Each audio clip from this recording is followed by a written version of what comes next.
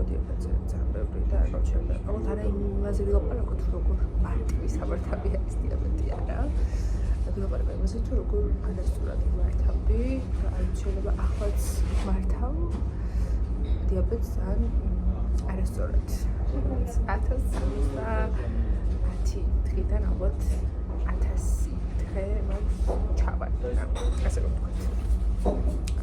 და ხო ერთი ადამიანები სანამ რაღაც ბოლო ეტლამდე არ მივიღოთ, მე ვფიქრობთ ჯანმრთელობაზე და კი საკუთარით მე ადამიანების ჯგუფი აქვს. ახლა დავიწყოთ თავიდან. ჩემი აზრით მეგონა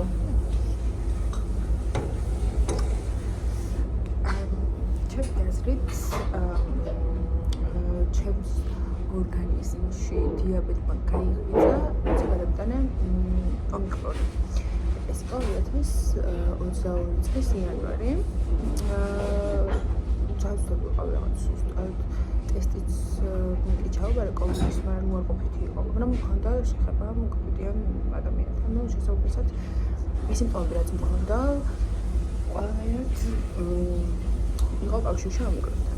მოკლედ რაღაც გადავახა ეს ვირუსი, კარგად ვარ. დაახლოებით 1 თვის მერე აღმოაჩინე, რომ ყველა ის სიმპტომები მქონდა, რაც შეიძლებოდა, რომ დიაბეტი ადამიანს ქონოდა. ნუ უსაზღვროდ წავსვავდი, აი უამრავ წელს. ამასთანავე არ ვიკრებოდი ნორმალურად და მქონდა ძალიან დიდი დამოკიდებულება ტკბილეულის მიმართ. ანუ ისედაც ძალიან მიყვარს ტკბილი, მაგრამ ეხლა რაღაცნაირად უფრო არ ვიცი, აი გიჟივით ჩამდი ტკბილს, შემეძლო მთელი დღის განმავლობაში არაფერი მეჭამა, მაგრამ ტკბილი თუ არ მჭამე ავსებო. მიუხედავად ამისა, ჯანმრთელი ადამიანი იმდენ ტკბილს თუ მიიღებს, რამდენსაც მე ვიღებ ამ პერიოდში, უნდა მოემატა წონაში, ხო, ლოგიკურად. მე არა, მე პირიქით ვიკლებდი, ანუ ჩემთან დამოუკიდებლად. და როცა ანუ აი უკვე დავეჭვდი რომ რაღაც ვერ ვარ და რაღაც პრობლემები მაქვს და მივხვდი რომ ნუ ზერჩავდი და ვკითხულობდი თან ძმამ ყავს რომელსაც მეტი აქვს და ნუ სიმპტომები ესეთ ვიცოდი. დედა ჩემს რო დედა მგონი დიაბეტი მეთქი ანუ არა დედა არ მგონია რა მე ვერ წასვლა რა ნუ შობლის ის მაინც ხვდებიო მაგას არ იტყოდა რომ დიაბეტი გავისინჯოთ. ნუ ყველგან დამოუკიდებლად 20 მარტს ეს უბრალოდ გასავს. ჩემი დაბადების დღეს მერე მივხვდი რომ უოჭრობენ ჩამბარები და ანალიზი რა. და ძალიან ვიღუპი, იმიტომ რომ ამ ერთი ანალიზისგან იყო დამოკიდებული მთელი ჩემი ცხოვრება ალბათ. ჩემი შიშები. ჩავბარე ანალიზი. უზმოზე და დაახლოებით რაღაც 3 საათი მომდო პასუხი რომ უზმოზე მქონდა 220, რაც ჯანმრთელი ადამიანისთვის ხო ძალიან მაღალი არის და თუ დიაბეტი გაქვს, მისთვისაც საკმაოდ მაღალი ციფრია. ძალიან მართლა მეგონა რომ მასე არ ქონდა ჩემს ცხოვრებას რა მადლიანი რომელსაც ტკბილი უყვარს და რომელსაც ჭამა უყვარს და არ ვიცი უცებ რომ იგებ რომ ესეთ დაავადება გაქვს და გიწევს ბევრ რაღაცაზე უარი თქვა და საერთოდ შეცვალა შენი ცხოვრების სტილი. ჯერ პირველ რიგში ძალიან დიდი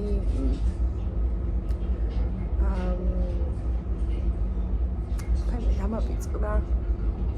მოკლედ დიდი ძალა გჭირდება ამისთვის რა და მე არ მქონდა. ანუ თავიდან არ გამეკეთებია ინსულინი.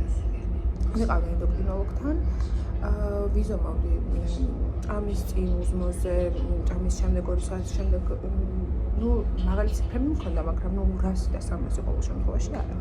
ენდოკრინოლოგთან ანალიზები რო ჩავაბარე, აღმოჩნდა რომ 3 თვის განმავლობაში მე 304-ზე მქონია შაქარი ესე ცოცხლად და როგორც ნომდი, მაგრამ ნუ არ დამიშვია. და ყველაზე ცუდი ტიპი პირველ დიაბეტის არის ის, რომ თუ არის ის სიმპტომები, სანამ კომამდე არ მიხვალ, მაგრამ შეიძლება რომ ანუ აზრაც არ გაგიჩნდეს რა რეაქცია ყურადღება. მოკლედ რაღაც რამდენიმე თვე სვავდი სცენარულ წამლებს და სხვათა შორის ახლა რომ ვფიქრდები, მართლა მშველოდა ეგ. და აი დედაჩემს სულ ჰქონდა იმის შიში, რომ შეიძლებოდა რაღაცნაირად გვემგურნალა, არ გამეკეთებინა ინსულინი და გაევლო, მაგრამ ნუ არ არის ესე. და თუ ვინმეს გაქვთ სიმპტომები დიაბეტის, აუცილებლად მიმართეთ ექიმს და აუცილებლად საჭირო შემთხვევაში დაიწყეთ ინსულინის თერაპია. ნუ მოკლედ მაქსიმალურად ვცდილობდი მართვას, მაგრამ რო გითხრათ, რომ აი რაღაცას ვიკლე, ანუ არა, ჩვეულებრივად ვიყავი, ვერ გძნობდი რა ვერაფერს. ვიკეთებდი მხოლოდ ღამის ინსულინს, რაც ნიშნავს იმას, რომ აი როგორც გითხრათ, ტელეფონი დაიჯდება და დატენებთ მთელი დღის განმავლობაში რაღაცნაირად ყოფნის, ანალოგიურად იყო ეს ინსულინი, რაღაც დოზას ვიკეთებდი კონკრეტულ დროს, 9 საათზე საღამოს, მთელი დღის განმავლობაში ეს დოზა მყოფნიდა. ანუ არ აღმოჩნდა ეს საკმარისი. დაახლოებით წლის ბოლომდე, მარტში გავიგე და წლის ბოლომდე მხოლოდ ღამის ინსულინს ვიკეთებდი.